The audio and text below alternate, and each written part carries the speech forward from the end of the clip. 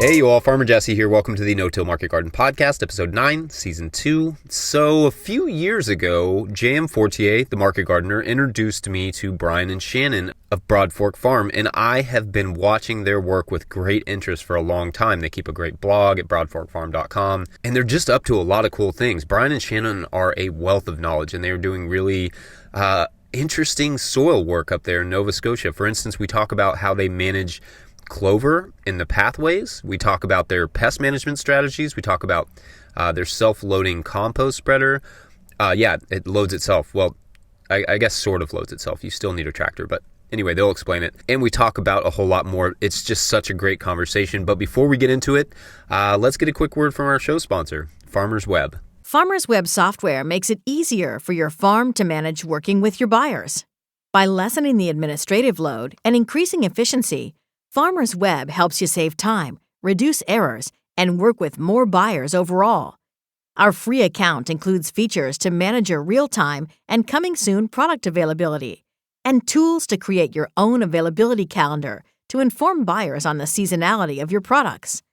The free account also includes access to the Farmers Web Guide to Working with Wholesale Buyers, which offers pro tips and best practices on how to work with restaurants, schools, and other similar buyers.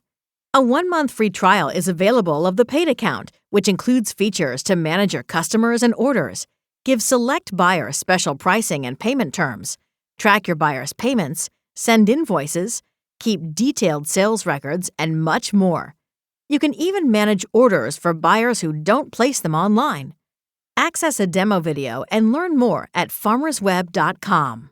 Big thank you to Farmers Web, and I guess that's enough for me. Let's just get into our amazing interview with Bryan and Shannon of Broadfork Farm.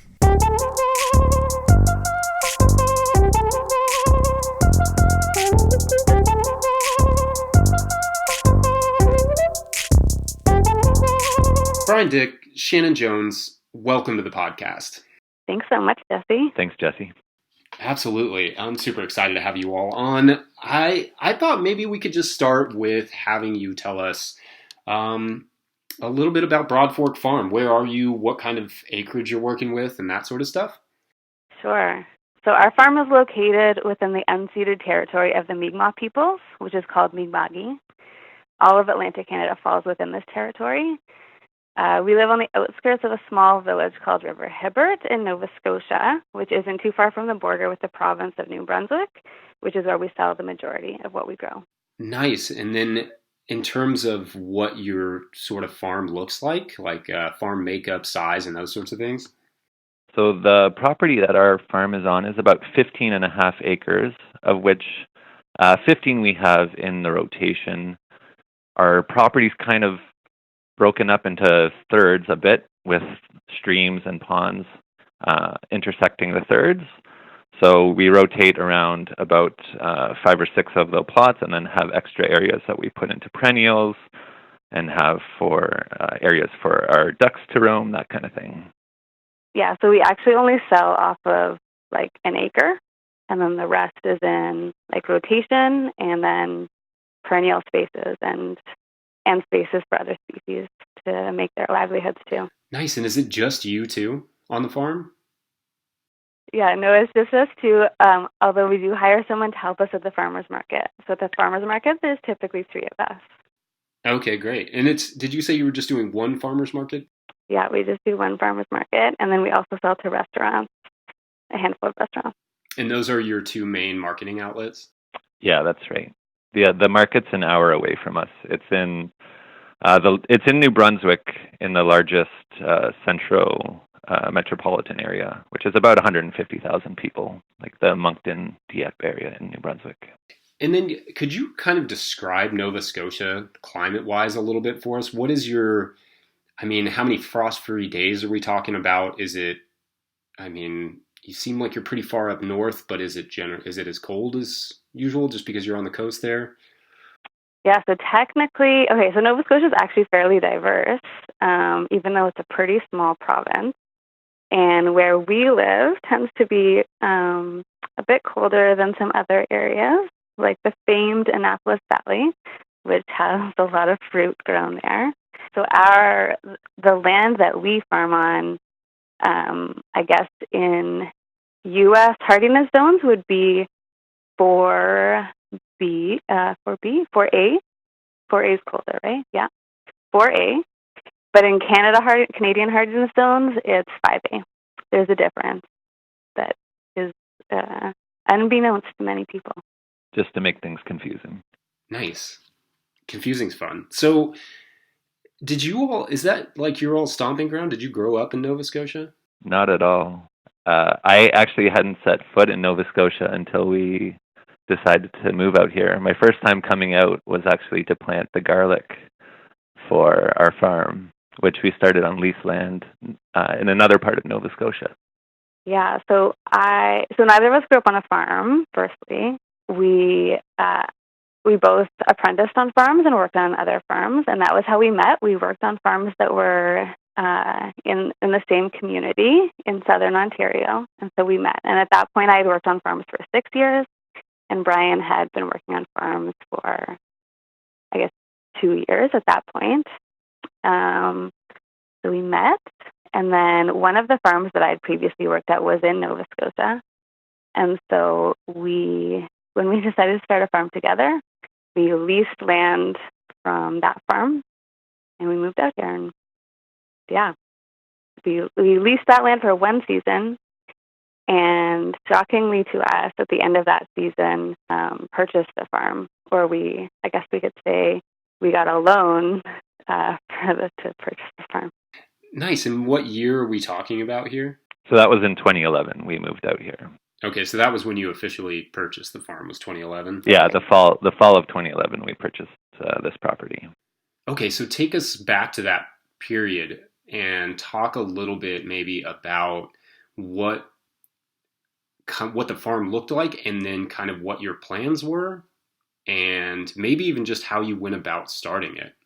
Okay, so we were leasing land, and the land that we were leasing was great, but it wasn't sufficient to meet our future needs. So we were looking for other land access opportunities. I wouldn't say we thought that we could purchase a land at that stage in our life, but we also, so we were just putting the word out. We told basically anyone that we could, and people at the farmers market, that we were looking for land.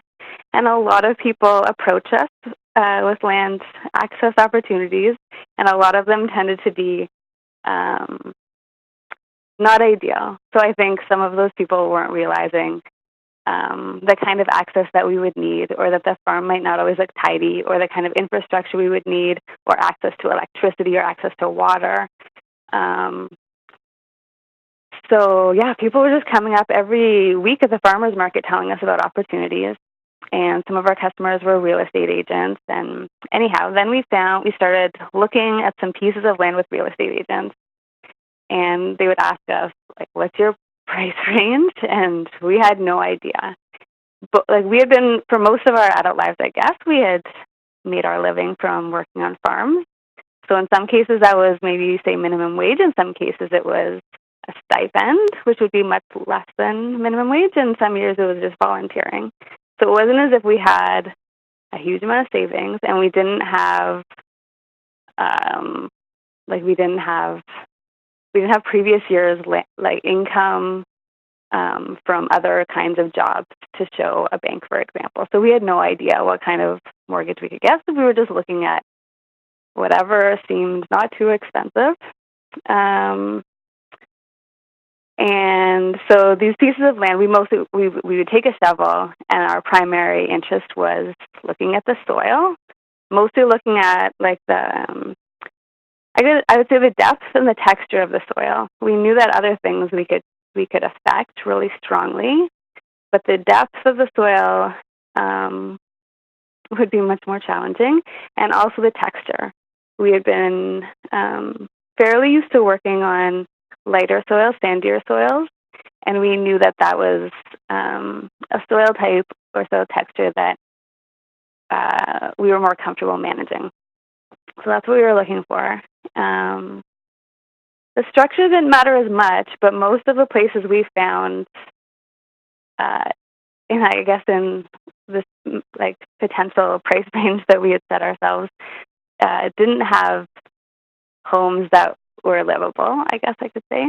Except, well, maybe not for us. There was definitely things living in them, but not necessarily ones that we wanted to share space with, I guess I'll say. Or they had like an outcropping of bedrock, or adjacent, it just had been clear cut. So a lot of the properties definitely felt unloved in that sense. Yeah, so then in that season, in our first season on leased land, we had also been putting on workshops for new farmers that were free. And it was a really amazing way to meet other young farmers. Because we had already been farming for a while, and the workshops were simple, like things like crop planning and starting a farm. So they were mostly aspiring farmers that would come out. So someone who became our neighbor in where we live now in River Hibbert heard about us do this, and she sent us an email. We had never met, and she said, I heard you were putting on workshops for aspiring farmers, so you probably know people looking for land. Our elderly neighbor wants to sell her land, but she wants to do it privately, and we're really hoping for, young farmers to move to the area. So anyway, we said, we would like to come check it out.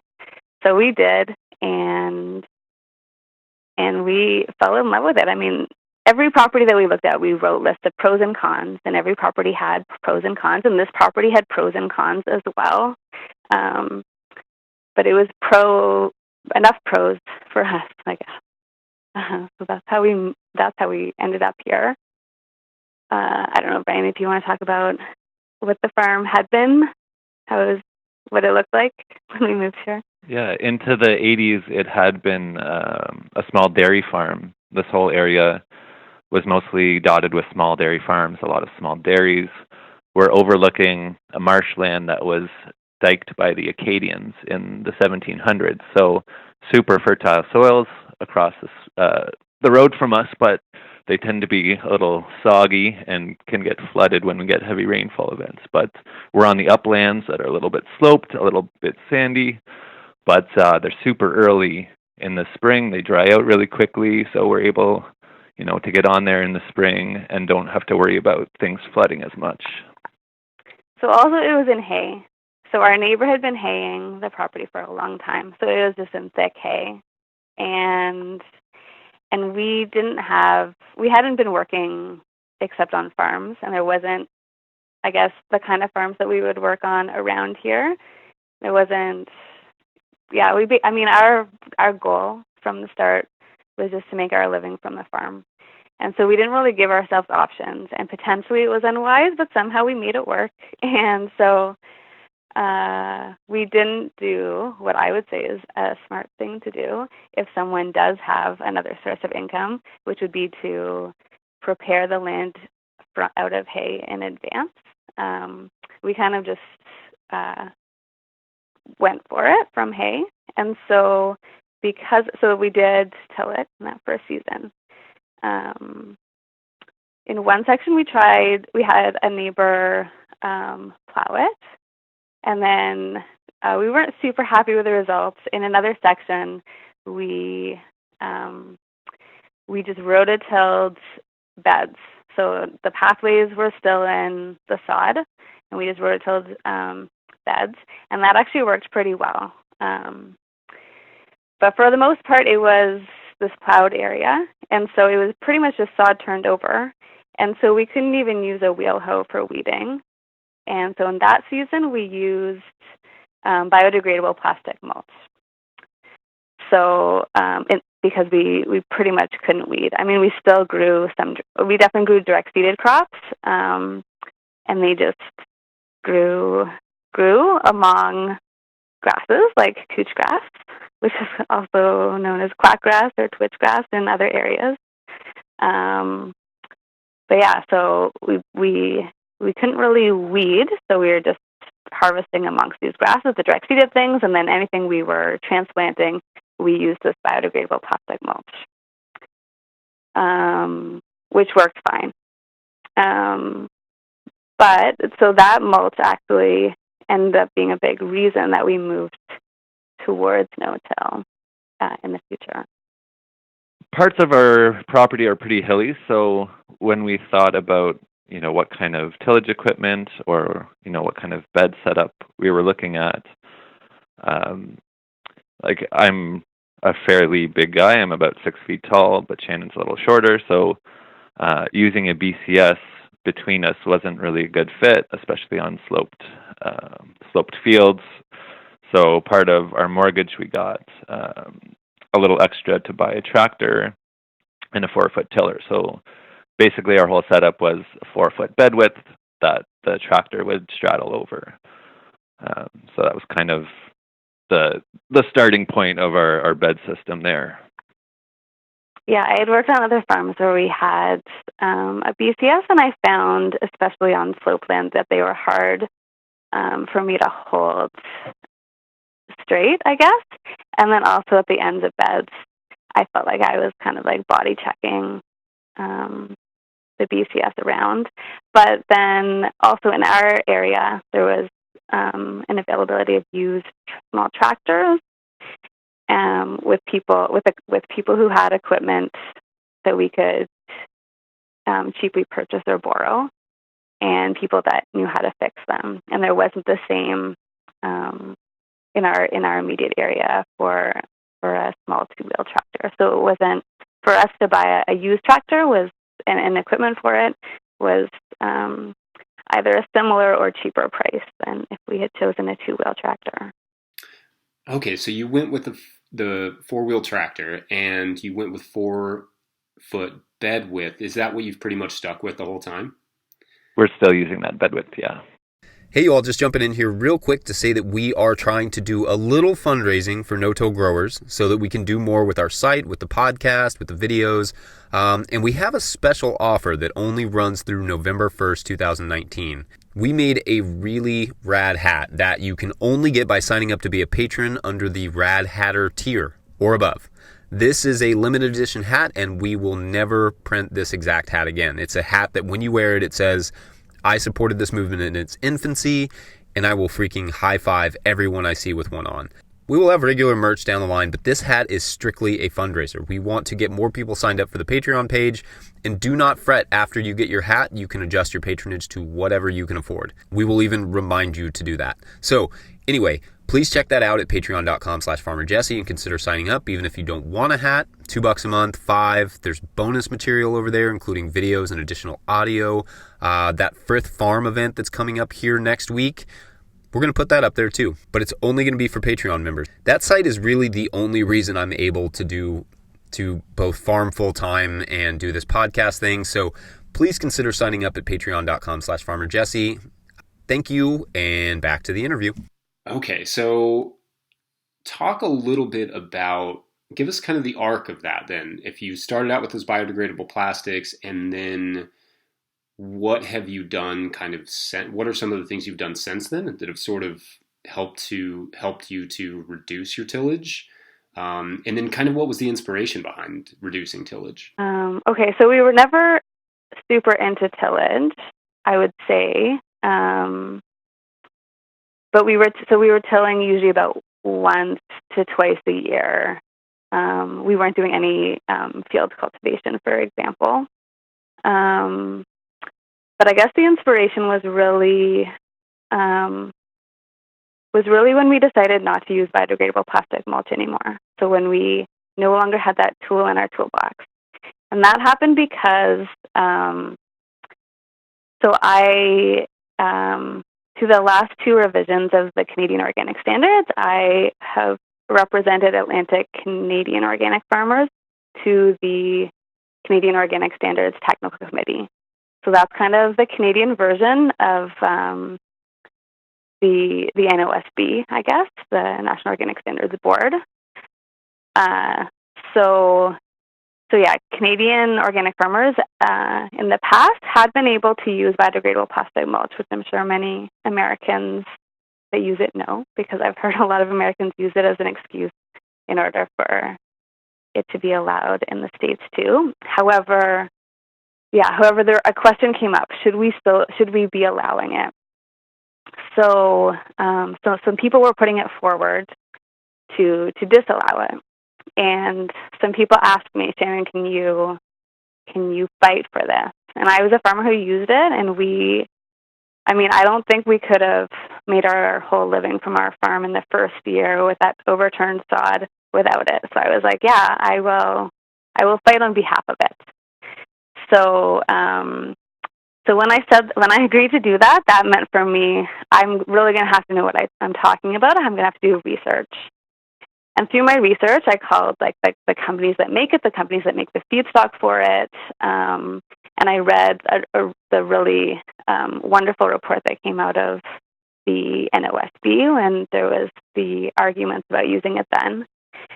And so then I came to the technical committee saying, I was prepared to fight for this, but through my research, I realized, no, we should not be allowing this product.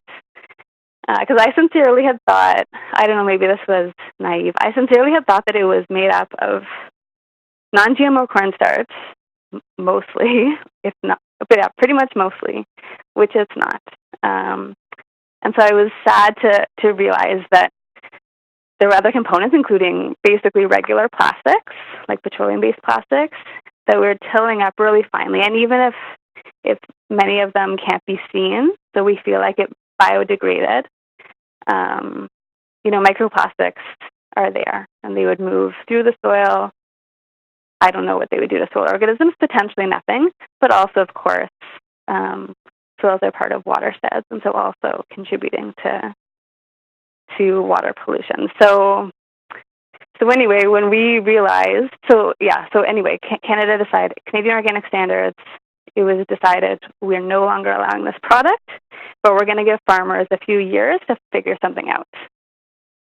But Bryan and I decided after learning this stuff, we're never going to use this product again. So we kind of had to quickly decide, what are we going to do? Because we really loved having all these beds that we weren't tilling. Because we weren't tilling our pathways. We weren't cultivating the pathways. We were leaving the pathways in crops, like in green living plants, which often were weeds. Sometimes it was white clover, which I think works really well for us because our soil is quite sandy. And so a lot of roots tend to move downwards, both the crops that we grow and also other plants. The roots tend to grow downwards, looking for nutrients and water, rather than kind of like sideways along the top. It might not work as well for farmers with heavier soils, I'm not sure. But anyway, our pathways were always green. So then we decided to explore. And so, Bryan, I don't know if you want to talk about starting with the roller crimping experiment. Yeah, so we were growing rye as a cover crop, and then trialing between flail mowing it and also crimping it with actually a really good use of a rototiller is actually turning it off, not engaging the PTO, and just rolling over the rye with it. It actually works fairly well. As a roller crimper, you have to hit it a couple times depending on the stage of the rye, but it does a pretty good job of knocking it down. So we tried that for things like fall brassicas. In our area, it's not at the right stage to do earlier crops like winter squash or melons, that kind of thing. So we tried that out with moderate success. We found the flail mowing actually did a better job of weed suppression. I think it also mowed down some of those early emerging weeds that were coming up in the rye and kind of helped kick them back a little bit. Whereas things like plantain and some dandelions tended to grow up through just the roller crimped rye. And that was still a decent stand of rye, around 5 to 6 feet tall, fairly dense, but still had some weeds growing through. And after that, we weren't super impressed with the growth of the crops, so we were kind of thinking of what else could we do.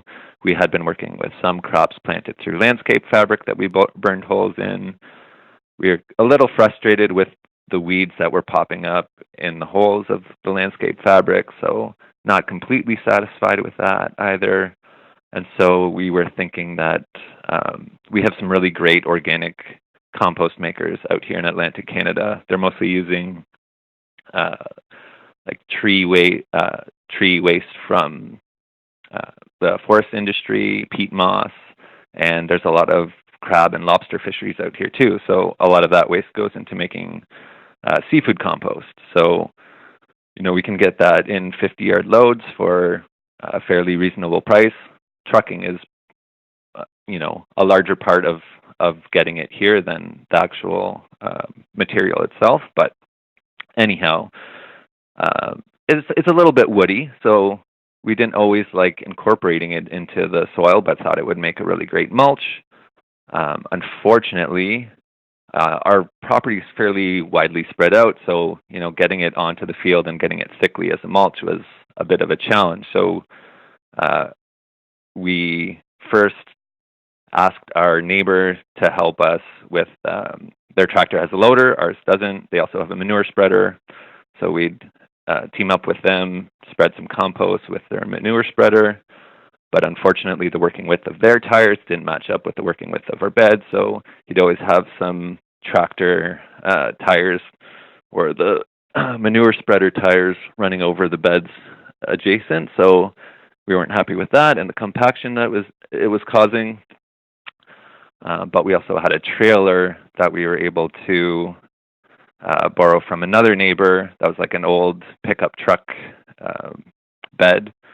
But on our sloped fields, it tended to drift along the ends of it. And it also meant a lot of shoveling off of the compost and a shoveling on of the compost onto the bed truck, the truck bed there. So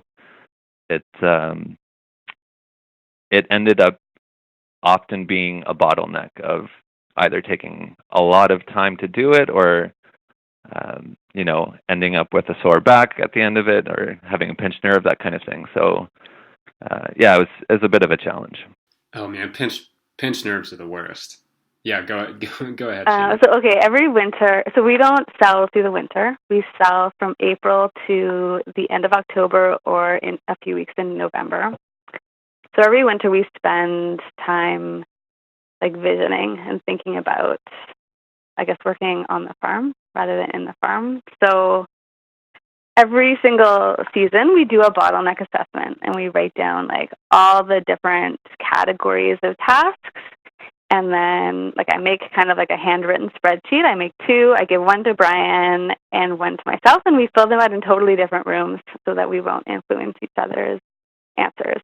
And so there's one column for what's the bottleneck, and another column for what do you think might address this bottleneck? What do you think the solution could be, or a solution? And so every year I basically write it out as whatever categories I think of at the moment. So sometimes it's super complex and sometimes it's simple. Sometimes it could say fieldwork, or other years it might say, seeding, weeding, transplanting, every single little step. So for a number of years, compost spreading was a bottleneck. And so we were writing potential ideas, but none of them, they were just things that we thought of that existed, and none of them really met our exact hopes and dreams, I guess I could say.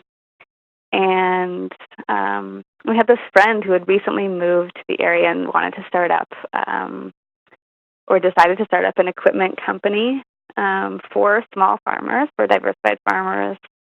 I mean, not necessarily super small, but for farmers. And he was really interested in meeting farmers' needs and innovating. So we told him our challenges, and we told him this would be awesome to, create something different. And we don't have a loader for a tractor. And anyway, we told him all of our constraints. And so then together we created this self-loading compost spreader, which has been a huge help for us, and it has allowed us to put down more compost than we were previously. Based on not wanting to have physical injuries. Also, though, I would say we don't put as much down as some people put down. We put down about an inch, I would say. I don't know, Bryan, you think it's an inch or an inch and a half, maybe? Yeah, just enough so you can't see the parent soil underneath. Yeah, and so it's not it's suppressing a lot of weeds, but it certainly doesn't suppress all weeds. Although I would describe Bryan and I as having a reasonably high tolerance for some weeds. We don't find that they're, we don't tend to get weedy beds that outcompete the crops or things like that. And so having weeds here and there isn't a huge challenge for us, and we don't weed our pathways. Yeah, so it's been sufficient for us. We've always been really cautious of too much fertility, mostly actually due to pests. Like, we don't use any kind of pesticides, including organic approved ones. And so because of that, because a lot of insect pests like plants that have access to more soluble nitrogen than they're able to get, and that can happen through things like organic inputs like compost, or especially manure-based compost, which we rarely use, and also crab meal. We've always tended towards, I guess, keeping our fertility management fairly low in order to avoid pest issues. Okay, so many cool things in there. First, maybe, well, one, I love the reasonably high tolerance for some weeds. I think this is something I think about on our farm, is that I look at certain weeds and I'm like, that weed's not really an issue. But then if I see spiny amaranth, it's literally like drop anything I'm carrying and go grab it. So I want you, I'd love to hear kind of a more detailed description of this spreader. We'll post, we've already posted a video over at No Till Growers, but we'll make sure to re-up that so people can see it. Because you all posted a video on your website that is such a great website, so much information over there, and you all do a great job of maintaining that blog. But maybe you all could describe this spreader a little bit, just spec-wise, what it looks like, and exactly how it works, and is it hydraulic driven, all those things. Sure, I'll let Bryan describe it in more detail, but basically I think of it as like a transformer, like what's that called?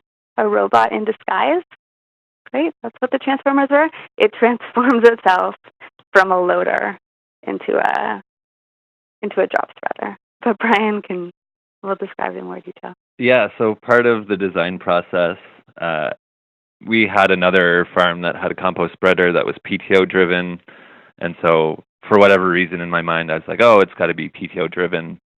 And so we're working with our friend Dan at Community Machinery in developing the prototype for the spreader. He was really big into hydraulic driven stuff, so it fortunately went that way. We're fortunate that our tractor, it's a 50-horse tractor, a Kubota L4150. It has a pretty high lift capacity on the lift arms. It can do about 3,600 pounds, which is pretty high for a tractor in that class. So starting from there, we weighed out a bucket of compost and kind of figured out how big the hopper could be for holding fairly wet compost, and started from there. So it's about a 5-foot wide scoop. The bottom of it's probably about 4 feet long. It actually has 2 top links. The one on top is fixed. The one below is a hydraulic top link. So it has this really cool mechanism to allow the bucket to travel a little bit further. It's hard to describe in words, but if you check out the video, you can kind of see it. Kind of has a cool triangulation that allows it to move all the way down to the ground and then lift up fairly high. So you get it fairly tight to the tractor so the weight's not too far back. So using the hydraulic arm, you lower the bucket back up into the compost pile. It's taken me a little bit of practice to work it down about how to actually load it well. We have a rear wheel drive tractor, so in terms of traction, if you don't lift at the right time, you tend to spin the back tires out. So it's a little bit of, just trying to find the right balance of moving backwards, lifting, allowing the weight to distribute to the back wheels to get a nice full bucket load. And so it has little fins on a rotating arm at the bottom of the bucket bin. And we actually since had to add another agitator a little bit higher up, because what was happening, if the compost was too wet, it would bridge across as it went down that kind of funnel shape, this kind of triangular shape. So we needed something to knock the compost to allow the flow to keep on happening. And so then, it just drops in behind the tractor. And then can you adjust the amount it's dropping? Like you said, you were putting on like an inch or an inch and a half. Can you go up from there if you wanted to? Yeah, so I mean, using ground speed, but also the agitator is hydraulically controlled, so you can control how fast it spins. Although we tend to go over multiple times. We have a wide range of bed lengths. Most are 150 feet, some are 100 feet. So, at a certain ground speed, one bucket would do a thin spread over 150 feet. So to get the depth of compost that we're looking for, usually takes, a few loads per bed. Nice. So, and maybe this is a question for Dan, but is it something that's going to be on the market, or is this kind of a custom build for you all? It's definitely a custom build in terms of this particular size and capacity, because it was built for our tractor. But Dan is super interested in working with other farmers to build this based on their needs, or other kinds of innovations. But he's been pretty excited about it for sure. Actually, both Dan and Bryan went to the Slow Tool Summit last winter at the Stone Barn Center to talk more about it and learn more ideas from other farmers about their innovative ideas. Nice, that's awesome. We'll make sure to shout Dan out on the show notes and that sort of stuff. Hey, real quick, I actually recorded a short interview with Dan from Community Machinery for the Patreon page about this tool and tool making in general. He is so passionate, and you can hear about compost, about this compost spreader and about tool design over at patreon.com/farmerjesse. It's free to the public. It's just over there on Patreon. So go to patreon.com/farmerjesse, click on that interview, and you can listen to it. You can download it onto your phone. It's like a podcast. It just doesn't come through the regular podcast means. Anyway, Dan was super generous, and it's super awesome. So go check that out. Also, the hat thing. Grab one of those too. All right, back to Shannon and Bryan. Okay, so I want to get to a couple things that you talked about earlier.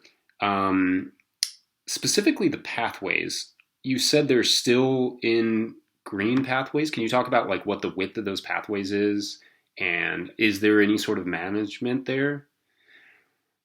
Yeah, so the width of the pathways are basically the width of the tractor tires. I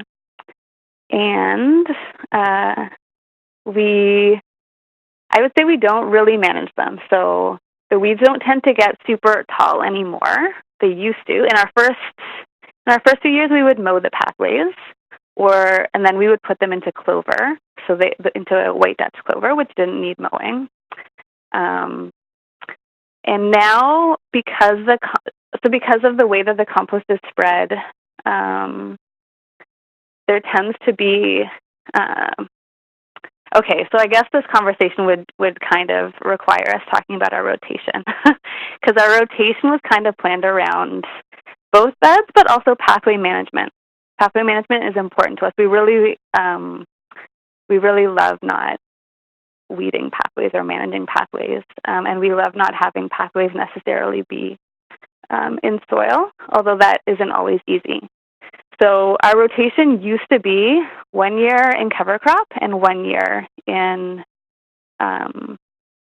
marketable crops, I guess we'll say, and then other areas were getting prepared for future use. So they would be in cover crop often, and many times perennial cover crops or multi-season cover crop. So our rotation has changed. We started changing it 2 years ago into a 6-year rotation, which means 3 years in marketable crops and then 3 years in cover crops. And we did this for a few reasons. One is that we really love cover cropping. Like Bryan sometimes says, if he could just make a living cover cropping, then that's what he'd like to do.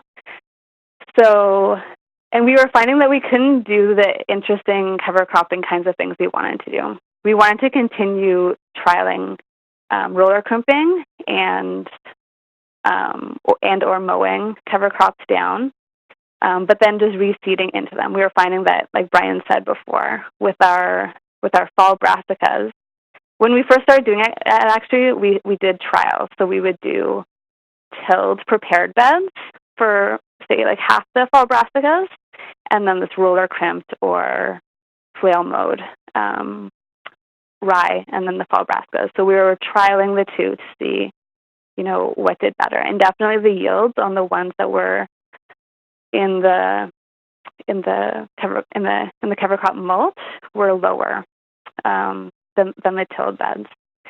So we thought more about, it would be still neat to do roller crimping, but maybe in a totally different style. So now we do things like roller crimping or flail mowing, depending on the area. Because as Bryan mentioned, we tend to get perennial weeds when we're, rather than annual weeds when we're doing things like the roller crimping. So this way we can roller crimp or flail mow and then seed more cover crops into it. And so within these 3 years of cover cropping, we can do different kinds of things we want. We can do interesting cover crop cocktails. We can even let the cover crop seed itself. And then in the year coming out of cover crop, we seed it heavy into something that will winter kill. Like it could be oats and peas, or a sorghum Sudan grass is one that we really love. And it usually has multiple species in it. Anyway, so then it will die back. It will be a nice thick mulch, but that wouldn't be sufficient. Weeds will still grow through it. So then the next season, we put landscape fabric over that plot, and that's the plot for, first we put compost down on top of the winter-killed cover crop, and then we put down landscape fabric, which has holes in it, and this is for cucurbits. And so we like doing cucurbits on landscape fabric. It's the only thing we still do landscape fabric with.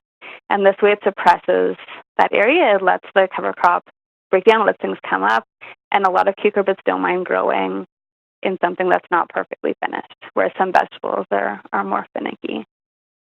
So then after that season, with the landscape fabric over it for the whole year, that field is then really clean. And so then we can put it into things that we would transplant. And right? It's a transplant, or is that the direct seeding? Usually we'll put carrots. Yeah, mostly our carrots go into that field the next season. Yeah, and then the next year after that is transplanted things. Or quick turnaround crops like radishes and turnips and salad mix kind of stuff, yeah. Yeah, so that's, and then it goes back into cover crop. So with the landscape fabric, the pathways are no longer in green. So at that point, we have to seed them to green, or like to clover or something, or we just we let whatever weeds come up. Not too many tend to come up. Okay, and maybe apologies if I missed this. What are you doing to seed? What physically are you using to seed into those cover crops? Like if you're planting an additional cover crop. So we have a push broadcast spreader that we seed our cover crops with. Okay, so that's just kind of putting it over top of the crimped cover crop, and then it's germinating below that? Yeah, exactly. So in terms of like pest management for your system, are you finding that you're having to do, so you said you weren't using any sort of sprays, even the organic stuff. Are you using covers and stuff as well, or have you found that that's not as necessary? We're definitely using row cover and a lot of Protect Net for any brassicas that we grow. Always get Protect Net. We definitely have lots of like cabbage loopers and other things that will mow down on the brassicas, and any like Asian greens, arugula, turnips. We're definitely using row cover to keep flea beetles off of them. a big strategy for our pest management is the rotation. So the fields that I'm describing that we're rotating through aren't super close together. Like, it's not in terms of like efficient layout, like all of the fields right next to each other. That's not how it is. We have, I guess we have creeks, we have ponds, we have hedgerows in between different things.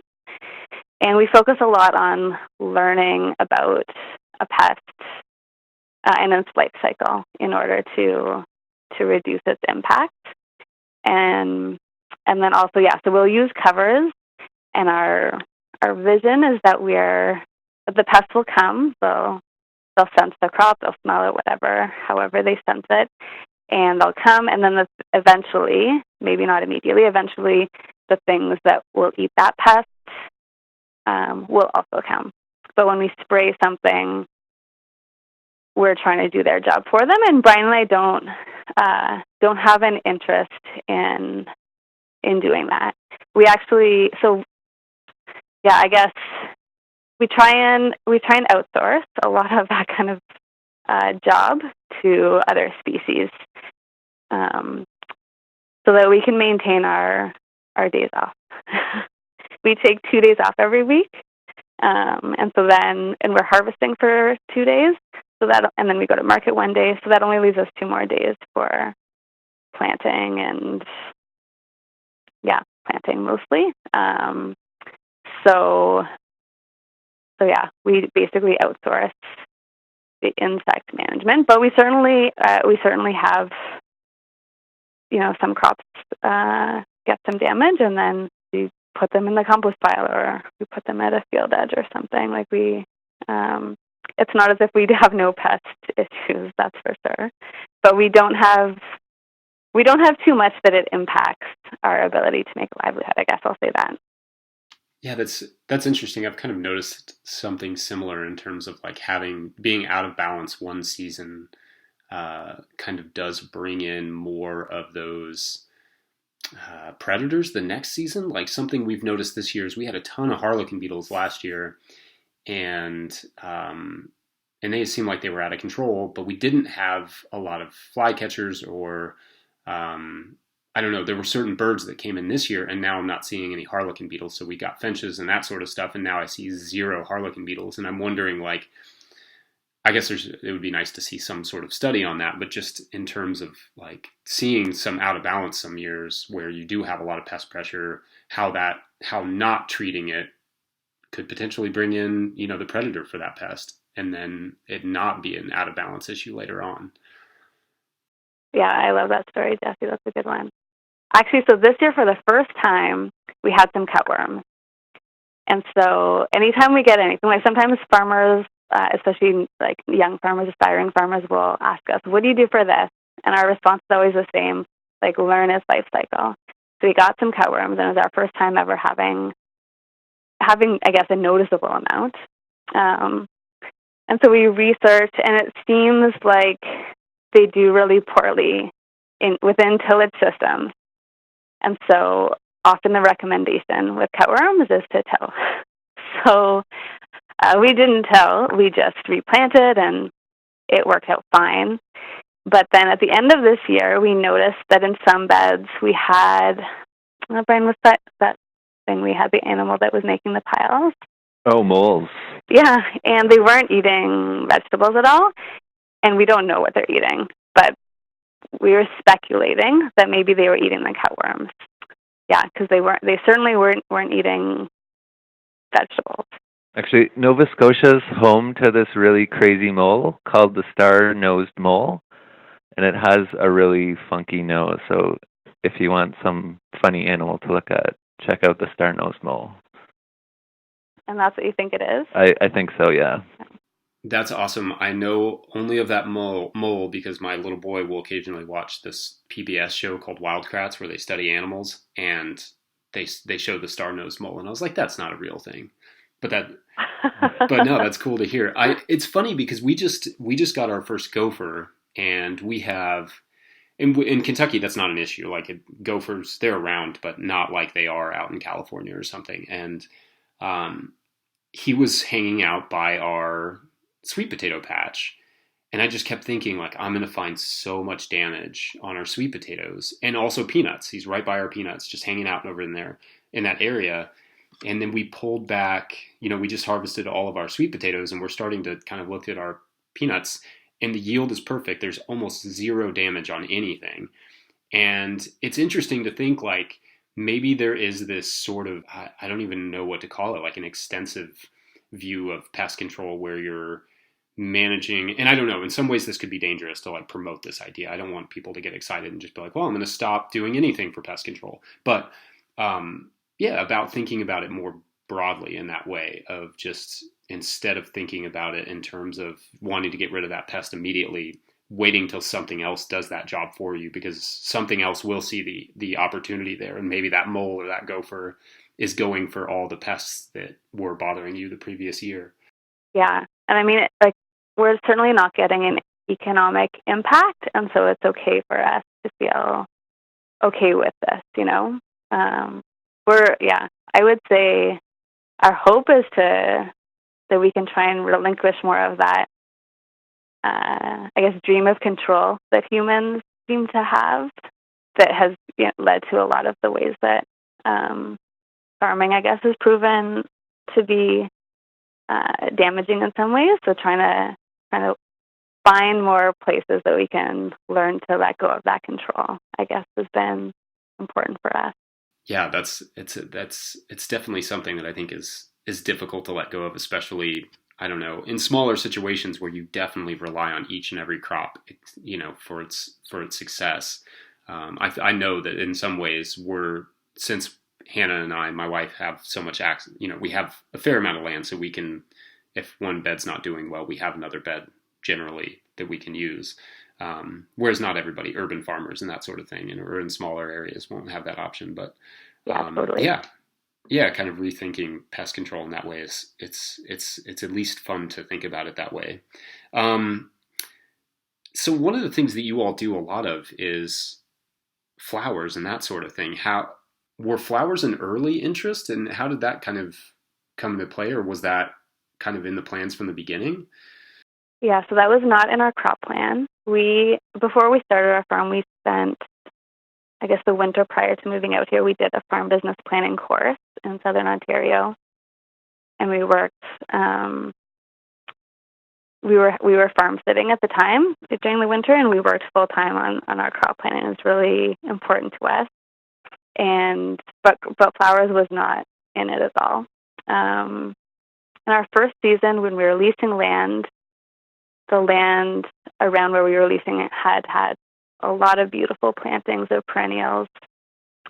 So after while we were getting ready for market at the end of harvest day, I started going around and just, clipping a few flowers for a little bouquet just for decorating our farm stand. That was it. It was just to beautify it a little bit.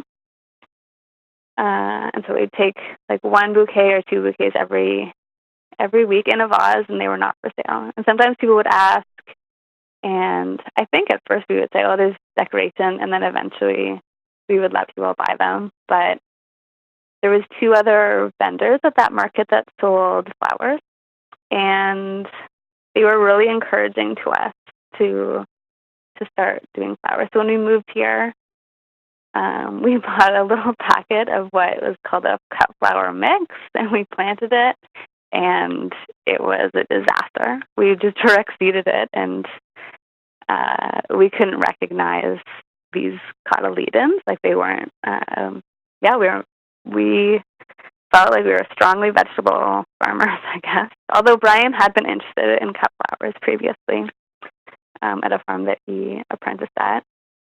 But anyway, we just got more and more into it. Pretty early on, we joined the Association of Specialty Cut Flower Growers, which I highly, highly recommend. Like, it kind of feels like the registration fee is a bit steep. It's $200 US,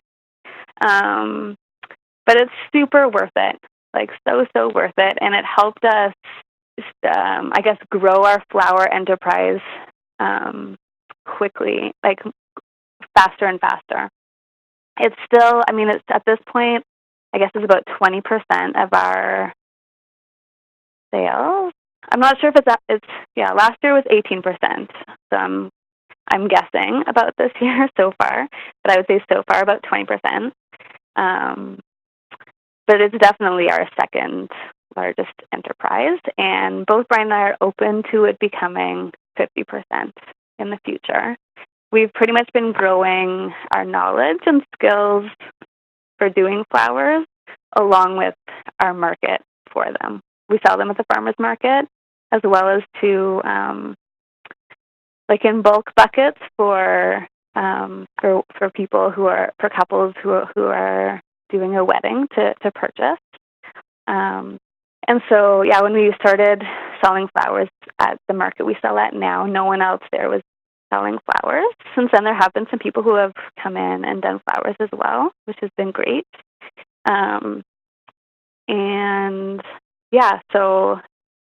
So basically, it wasn't in the plan, but it's our fastest growing enterprise, and it's the enterprise that we're interested in continuing to grow to about 50%, and we really enjoy it for lots of reasons, including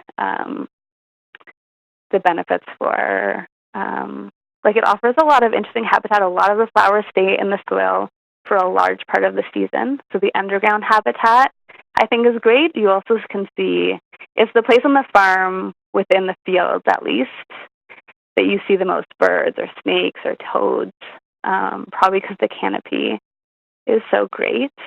And it's just, it's also great for pollinators. Our farm is certified organic, and we're also certified bee-friendly farm, which is actually like a self-declaration that you pay for, but you have to, I guess it's like a pledge. And so it's important also for the pollinators on the farm. And I don't know, I never thought of myself as an artistic person, but people always are like, oh, wow, like, you're such an artist. The flowers are so beautiful, and it makes me feel more artistic and creative, and I really appreciate that as well in terms of a personal fulfillment thing. That's great. I think it's interesting, the biodiversity thing. I feel like I said this already on the podcast, but just this idea of diversity, that flowers are generally not sharing a crop family with anything else I grow. So it's nice to have that in the rotation. One of the, I think, standout moments was one of the first winters that we put in a lot of tulip bulbs in our hoop house. It was about a 4 by 12 or 15 foot section that put out about $1,000 worth of tulips, and to me that was mind-boggling to have that for an early spring market, to have that many flowers.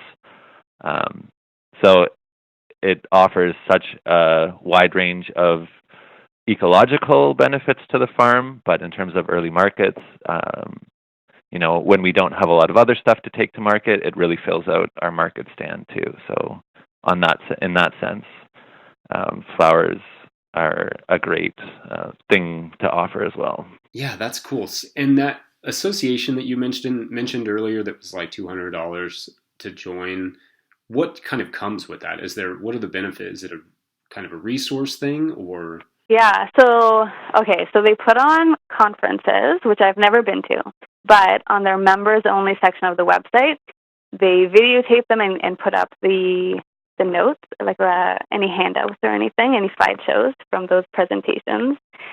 There's also a really great magazine, and they used to have on their members-only part of their website like a really great forum that's still accessible, but now instead of that, there's a private Facebook group, and people are really open and sharing, and I think it just grew our ability to be professional about growing flowers much more quickly. Like Bryan and I tend towards research and trying to do the best, I guess not, I don't know what you can call it, but like trying to do something as well as we can, and doing a lot of learning a lot. We attend a lot of conferences. We read books. We read things to each other and discuss them. We don't have internet access at home, which is interesting. There's no cell phone reception here or internet access, which I think gives us less opportunity to always find answers online, but potentially more opportunity to discuss things in depth with each other. But yeah, so it just, I would just say it, without that, I think we would have not been able to do as well with the flowers as we have done. Hey you all, jumping in here real quick one last time. Don't forget to check out the event we are doing in San Diego with Jared Smith of Jared's Real Food and Stephen Cornett of Nature's Always Right in February of 2020. It'll be awesome. More details at no-tillgrowers.com under the events tab. And as always, there are discounts to Patreon members, even at the $5 tier at patreon.com/farmerjesse. Also at certain levels. And if you up your patronage from anything, $2 to $5, $5 to $10, whatever, you get a shout out on the show. So big shout outs this week to Richard Perkins, James Fortier, Dawson Mahalko, Tiffany Jackson, Yannick LaPlante, Ryan Gosser, Christine Albrecht, Stephen, just says Stephen, Kevin Keene, Jeff Hayes, Weaver Akers, The Farm in Rhode Island, Michael, another just Michael, Tim Baldwin, Krista Todis, Adam Thielson, Keith and Betsy Jones, Patrick O'Connor, Wesley S. Rush, Becca Burke, Joseph, Adam Hensley, David Haynes, Nathan Rutz, Lou Wass, or Voss, W-A-S-S, what's up, Lou? Josh Plymell, Sony Rodehofer, Sarah Bell, Matt Scott, Chris Finning, Tommy Ryan, Kat Sinclair, Zach Campos, Maggie Bowling, Mark Andre Giroux, probably Giroux, Rob McGrath. Thank you all so much. You all rock. Back to the show. In terms of like your business stuff, how are you managing? Are you just going into town and to the library or something to send emails and that sort of thing? Or how does that work? We're fortunate that there's a library about 5 kilometers, which is 3 miles down the road from us, that has Wi-Fi. So, once or twice a week, we can go there and catch up on emails, post on Instagram and Facebook, and, catch up on the other things that we want to look up or research. Yeah, that's great. When my wife and I, when we lived off grid, we're better at keeping up with our blog and our internet stuff, like our Instagram and all of those things, than we are now that we have the internet and, all the things. And it's amazing what separating yourself from that stuff, how productive that can make you. In some ways, I'm like, I kind of hope they just get rid of internet in our area, but the podcast would be very difficult to do in that way. But so I'm going to put you on the spot here. What is, going into the winter here before too long, what is going to go on that bottleneck list for you, and how do you think you're going to tackle it? I guess each one, that question for each of you. Well, one thing that stood out this season, we were having fuel troubles with our tractor, and the area that's going into cucurbits next season had about a 7-foot tall stand of yellow blossom sweet clover, which is pretty hefty, really thick stems, and even with the tractor working well, it was a pretty arduous task for our 4-foot flail mower to mow through that. So in terms of having a lot of biomass in cover crops, being able to mow them down efficiently, and time is a real precious commodity on our farm. So definitely having a way to mow down cover crops better, I think, is one that stands out for me. I guess, okay, so one thing I thought of just now, so we've started to plant more perennials, and I guess that's also one really neat thing about also growing cut flowers, is that there's a lot of perennial foliage crops and flower crops that we can put in, like shrubs and things like that. And so we have been putting them in, and there's more that we'd like to put in. And this year we found it very challenging to ensure that the areas were ready for them. I guess we kind of felt that we were pretty close, but I don't think we were close enough.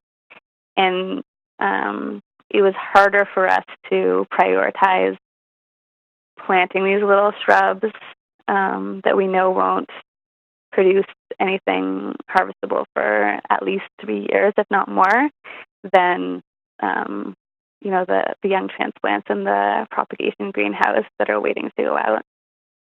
And so, somehow I think we need to figure out a better system for that. Potentially, it might mean planting less perennials per year, which I get, might be a little bit more expensive per plant. Like we can get a lower price per plant when we order in larger quantities, but which is what we did. But so maybe we'll have to revisit the way that we intend to plant out the perennials and to mulch them. We were mulching with leaves. We'd love to mulch with like ramial wood chips. We haven't made a plan to figure out how to do that. Despite there being a lot of forestry around here, it's not actually easy for us to get in wood chips without paying a good amount for them. So it'd be something interesting for us to figure out. Just our perennial game, I guess. And then in terms of perennials, are you doing these as sort of hedgerow style perennials, or are you setting aside whole plots, or like what's the sort of grand design with that one? So both actually. So Bryan had mentioned that we have most of our beds are 150 feet long and some are 100 feet long. So the 100-foot long ones, or any that are in odd-shaped plots that are shorter, we've taken out of our annual rotation and are preparing them for perennials. The ones that we were planting out this year were more for hedgerows. And so on edges of plots, some of our plots are adjacent to each other. So in some cases, it would be a bed in between the two plots. So that's what we're planting. And so some of them are for us to harvest some foliage plants, and some are for potentially harvesting some fruits. But a lot of our vision is for habitat. For habitat for other species. I think that's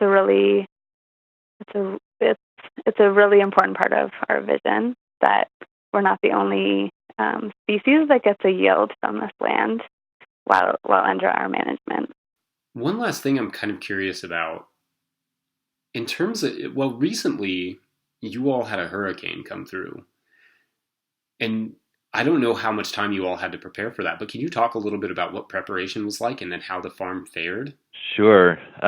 It was on the news maybe for 3 or 4 days prior. So I think the first thing we did was stockpile a little bit of water so that we'd have water to drink.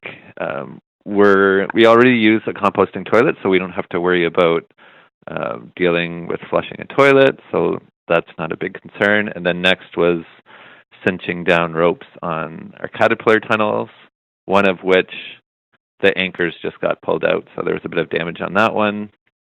And our wash station got it was mostly standing, but the back half of it wasn't quite all there, so that needed a little bit of repair. And some of the taller flowers got a little knocked down by the wind. I don't know what else. I guess some of the row cover definitely got ripped or blown around. What else do you think, Shannon? Well, so a lot of farmers in our region who have season extension structures had to make the call for themselves. Like, am I going to try to keep my tunnel up, or am I going to take the plastic off so the tunnel itself won't get damaged, but the crops inside potentially will? So we decided to keep all ours on and tighten them up. And we were lucky. The one that the anchors came out, we thought that it was tight enough, so we hadn't retightened it. But it wasn't it's not a very expensive tunnel. It's one of our caterpillar tunnels. The other one came out fine. Our greenhouse, our high tunnel, and then our propagation greenhouse were fine. It was tricky to prepare for, though, because the winds came from a different direction than winds normally come in. And we expected that, but we couldn't really anticipate what that could look like. I don't think that we really had a lot of concern for our wash station. It's kind of nestled in, it's nestled in a part of our exterior of our house. Our house has,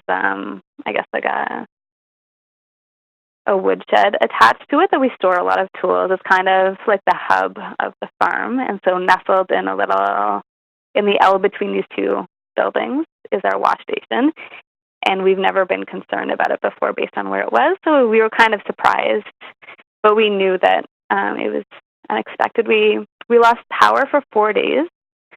We do have a generator, but it happened at a fairly good time of year in terms of we had stockpiled water also in the greenhouse for watering seedlings, but there wasn't too many seedlings.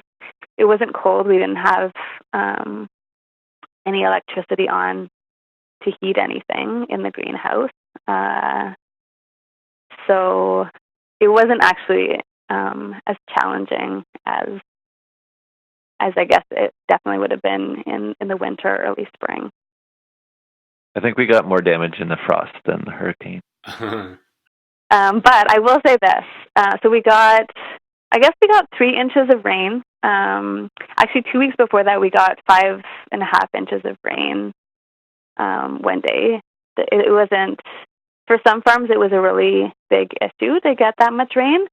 But for us, it wasn't at all. Both with in general, our farm does not tend towards puddling. Just with it being like a sandy, deep soil, but especially with the compost mulch and the cover, the cover crops and everything, we didn't have an issue. We weren't concerned with erosion. There wasn't,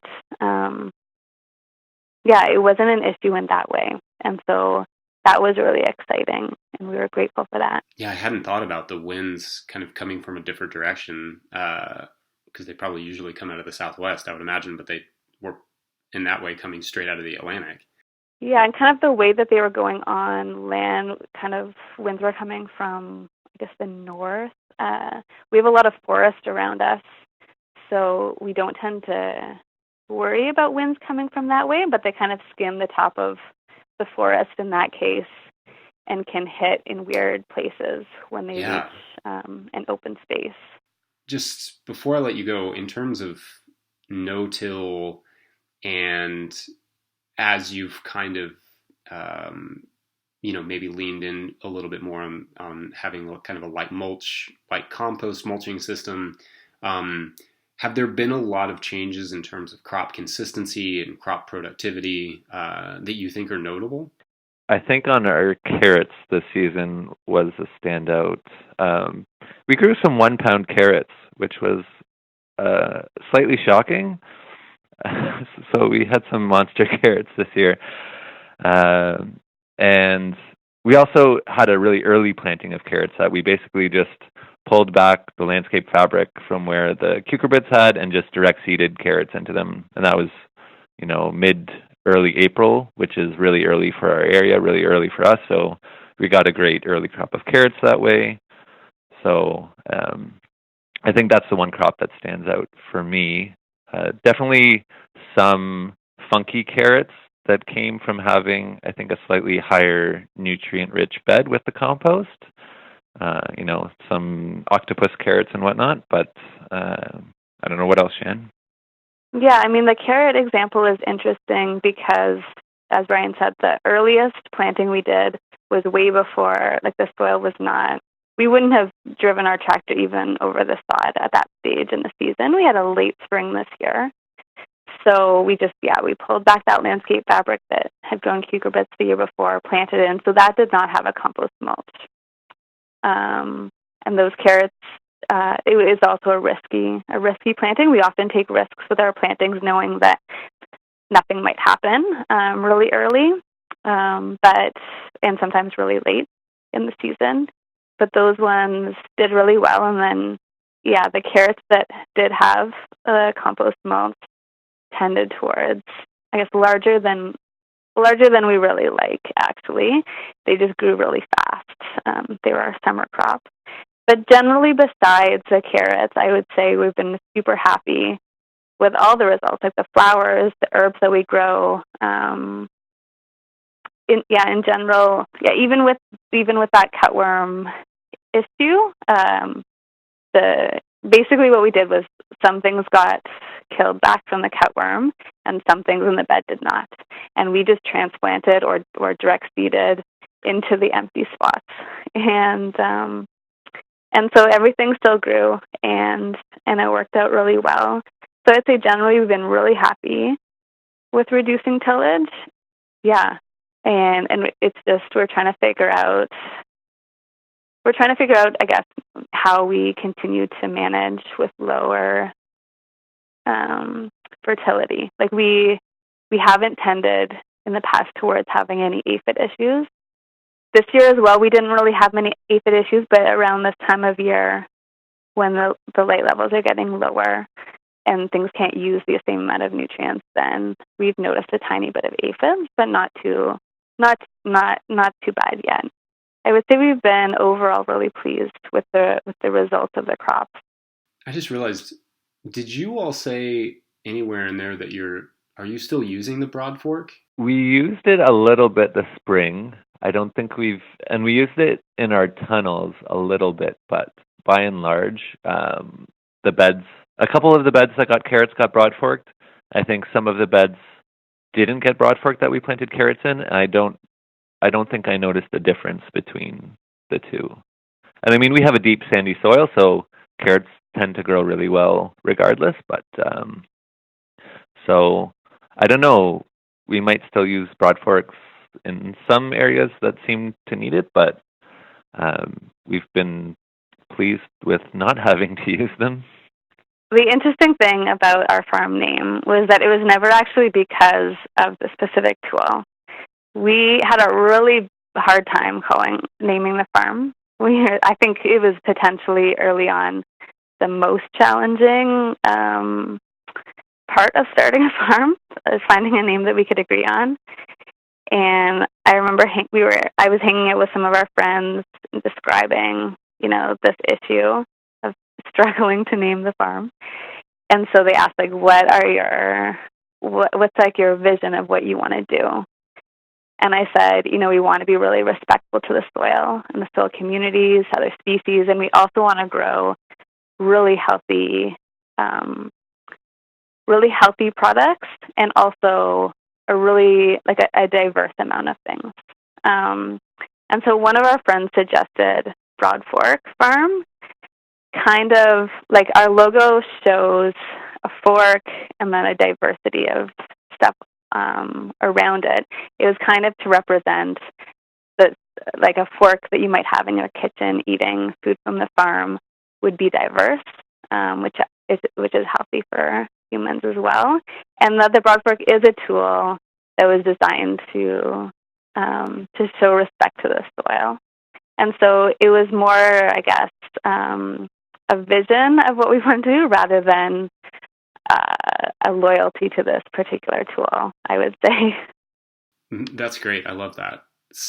Well, Shannon and Bryan, I very much appreciated this conversation. Thank you so much for your time. Thanks so much, Jesse. Yeah, thanks so much, Jesse. And I just want to also say that we love your theme song, and we always dance to it in our wash station when we're listening to the podcast, which is where we listen to the podcast. Well, thank you.